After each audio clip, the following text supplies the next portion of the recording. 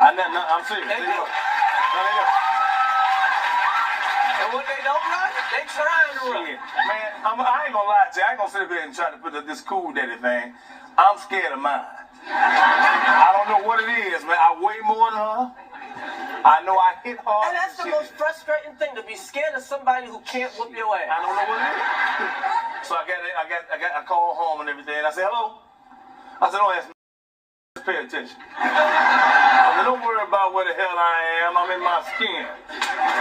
I'll be home. When I get there, I better have something to eat. And it better be hot, and it better be good. You think I'm bullshitting?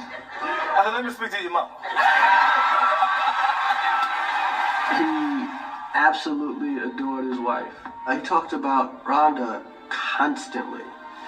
I never seen a guy talk about a new woman that much.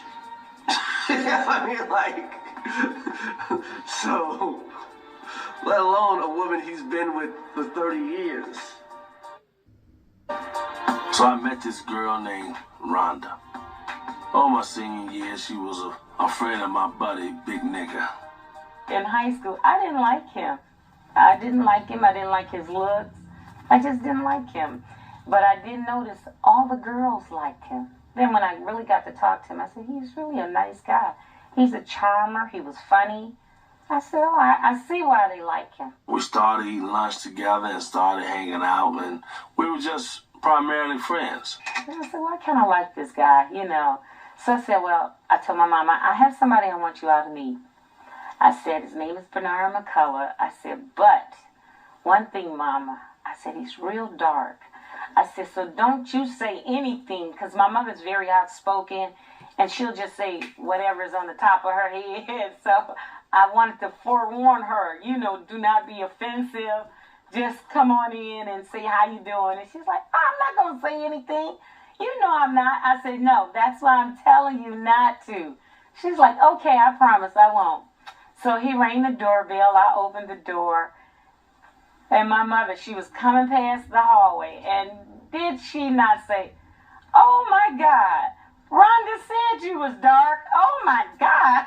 And I said, Mama. She said, well, he is. So, and I remember him saying, yeah, I'm dark. But you ain't never seen nobody pretty as me, have you?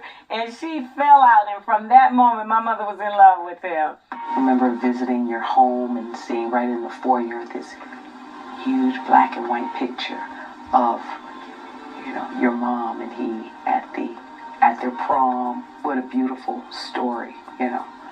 What a beautiful life that is. He found the girl he loved, and he loved her. So I want to say to my lovely wife, thank you for 21 years of happiness. And she was with me when I was just me. And I want to say I love you. Thank you. And this is for real. This is not for the camera. At the time that he and my mom married in 1977, he was working for General Motors. And after that, he just had all kinds of odd jobs. I didn't have steady work, you know, but I never was ashamed about taking work. It was by the time he got to Wonder Bread, I believe I was like 12. I was like in the 6th or 7th grade. And he hated that job. I said, Rhonda, I quit today. I've done everything everybody always wanted me to do all my life. I'm a comedian. If I don't do this, I'm gonna die. He wants to do this. Now, if he doesn't make it, he's always going to look at me and say, you stopped me from my dream. You prevented me from doing this. So I said, well, I don't want to be the one to block that. If he's going to do it, I'm going to have to just give him my blessings and let him go on and do it. His wanting to support his family, I think, was the biggest drive for him. It's not just trying to get by for the sake of your family. It's trying to get by and pursue a dream. I was watching the Big Valley, and I know what's going on from the thing. They show every nationality in the world. They show Hispanics, Chinese, Arabs, white man, but they never show the black cowboy. And I noticed one other motherfucking thing. Every time the cowboy going to a bar, he ain't never get no motherfucking change back. And that's why I want no motherfucking black cowboys. Back then, there wasn't like a lot of.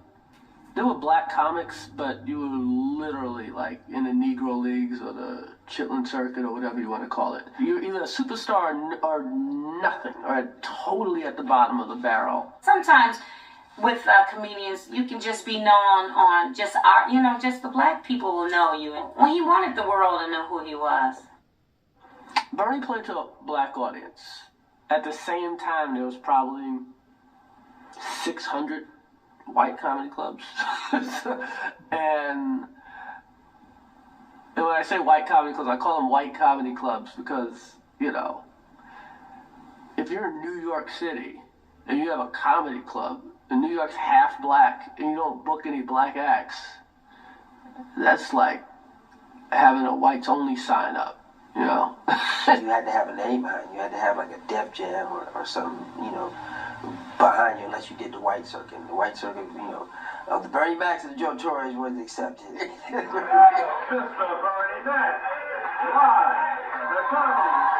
started doing comedy in the comedy clubs at 1977. I couldn't wait until I got my face on that doggone wall. I couldn't wait till they called my name when I walked through the smoke-filled room, the little small table, and pulled that mic out that hole. I did small markets, I did secondary markets, places where a lot of people don't want to go. He did a number of small clubs around town. One was called Spices. There was the Cotton Club, where we really built a real big following. Was a small club called Miltroneers. Every Tuesday night right here at Miltroneers, join me, the Mac Man, with the Mac Man Band, the Macaronis. Ain't nothing phony. Tell like a T.I.N. We gonna have a good motherfucking time tonight.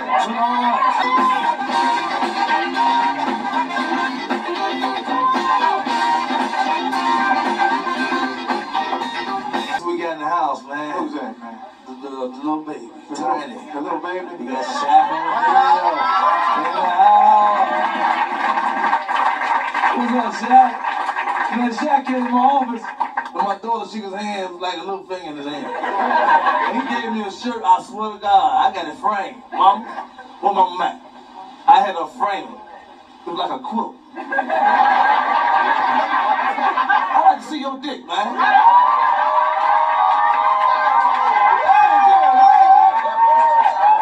I ain't gay, I just want to see if it fit.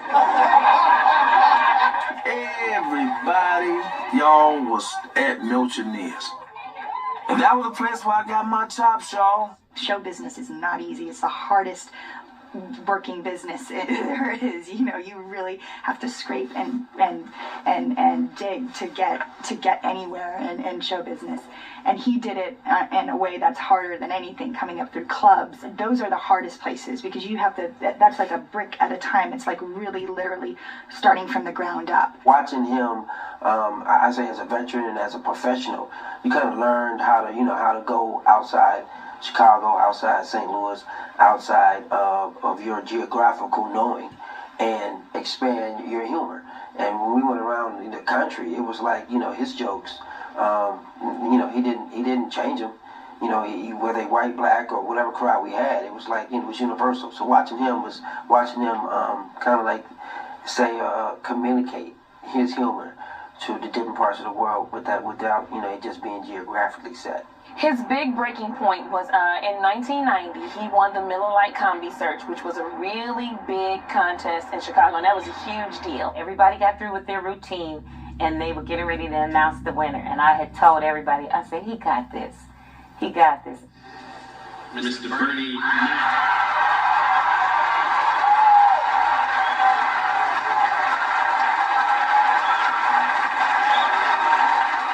I did a hallelujah dance. I jumped. I was all over in the aisle. I did a Holy Ghost dance and everything. And I remember that, and I was screaming, yes, yes, just screamed.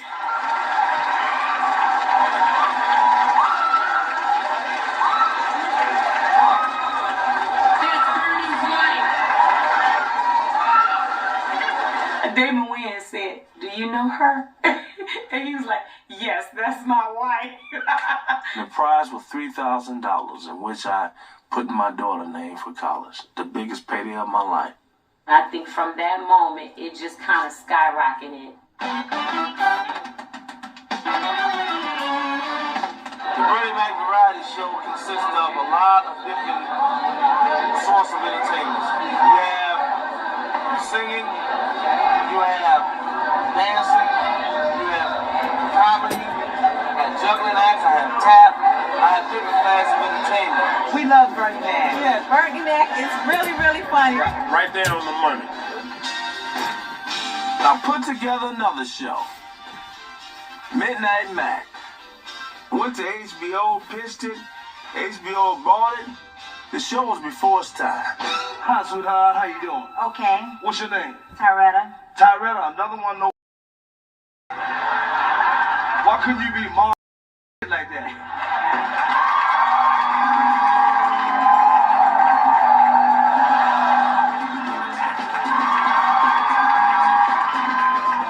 I've been practicing ventriloquism. What's that? That's when you got a dummy and you talk with the dummy. Man, I'm telling you, and I'm good, y'all. Bring it on. Come on, bring it up. Bring it up. This is Little Bernie. Little Bernie. This is Little Bernie. Okay. I'm gonna fuck y'all up tonight, man. Here's my debut. I've been practicing ventriloquism. Ventriloquism.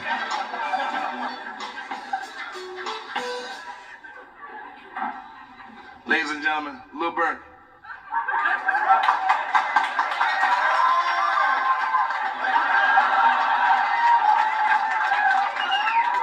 Damn! You said I only had to be in that box for 15 seconds. I've been in there over an hour. It's like an oven in that box. What's wrong with you? You know, so many man is up. Come in.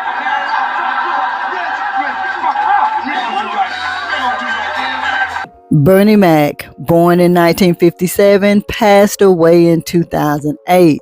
He was married to Rhonda McCullough and a father of one. Bernie was a real Chicagoan who was a dedicated family man and dedicated artist. He talked crap like my husband, though. Always talking crap, but not going to do anything about it. His stories about his wife were precious.